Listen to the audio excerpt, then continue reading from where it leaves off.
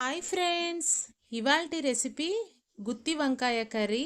నా స్టైల్లో ప్యాన్లో ఎండు కొబ్బరి, ధనియాలు, పల్లీలు, నువ్వులు చూపిస్తున్న విధంగా తీసుకొని సిమ్లో పెట్టుకొని 5 to 10 minutes డ్రై రోస్ట్ చేసుకోవాలి. ఇవి ఇలా అన్నీ వేయించుకున్నప్పుడు స్మెల్ చాలా బాగుంటుంది. ఇలా ఫ్రెష్గా వేసుకోవడం వల్ల మసాలా అనేది చాలా టేస్టీగా వస్తుంది కర్రీకి. జీలకర్ర మొత్తం అంతా వేసుకొని బాగా కలిపేసుకోవాలి.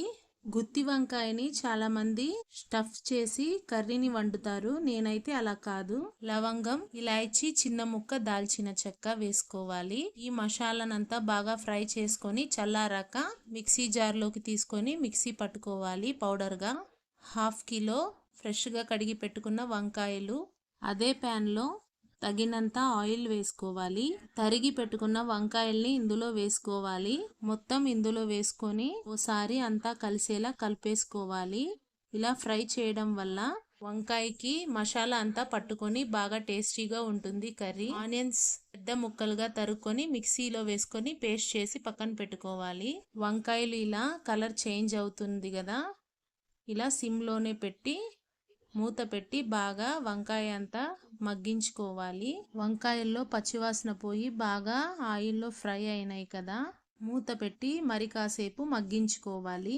వంకాయల్ని తినడం ద్వారా LDL బ్యాడ్ కొలెస్ట్రాల్ లెవెల్ కంట్రోల్లో ఉంచుతుంది. వంకాయలు బ్రెయిన్ ఫంక్షన్కి చాలా మంచిది.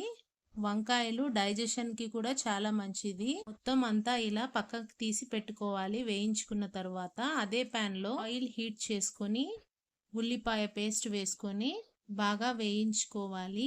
తరువాత ఫ్రెష్గా రుబ్బి పెట్టుకున్న అల్లం వెల్లుల్లి పేస్ట్ వేసుకోవాలి. పచ్చివాసన పోయేంత వరకు బాగా వేయించుకోవాలి.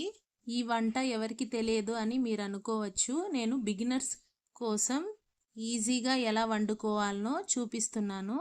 ఈ ఆనియన్స్ నుంచి ఆయిల్ సపరేట్ అయ్యేంత వరకు బాగా వేయించుకున్న తర్వాత ముందుగా సిద్ధం చేసి పెట్టుకున్న మసాలా పౌడర్ ఏదైతే ఉందో ఇందులోకి వేసుకోవాలి. 1/2 టీ స్పూన్ పసుపు, తగినంత కారం ఒకదాని తర్వాత ఒకటి వేసుకొని బాగా వేయించుకోవాలి కలిపేసుకుంటూ. మసాలా అంతా దగ్గర పడేంత వరకు బాగా వేయించుకోవాలి. పచ్చివాసన పోయాక ఇందులో టమాటో పేస్ట్ని వేసుకోవాలి. అంతా ఓసారి బాగా కలిపేసుకొని ఈ మసాలా నుంచి ఆయిల్ సపరేట్ అయ్యేంత వరకు ఇలా బాగా కలిపేసుకోవాలి. అడుగు మాడకుండా మీడియం టు లో ఫ్లేమ్ అడ్జస్ట్ చేసుకొని కరివేపాకు వేసుకోవాలి. అంతా ఓసారి బాగా కలిసేలా కలుపుకోవాలి.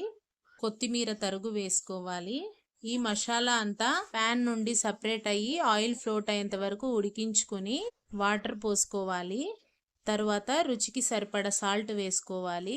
వేయించి పెట్టుకున్న వంకాయల్ని ఇందులో వేసుకొని అంతా మసాలా పట్టే విధంగా కలిపేసుకోవాలి. 10 to 15 minutes మూత పెట్టి ఉడికించుకొని చింతపండు పులుసు ఇందులో వేసుకోవాలి. ఓసారి అంతా కలిసే విధంగా కలుపుకొని మూత పెట్టి మగ్గించుకోవాలి.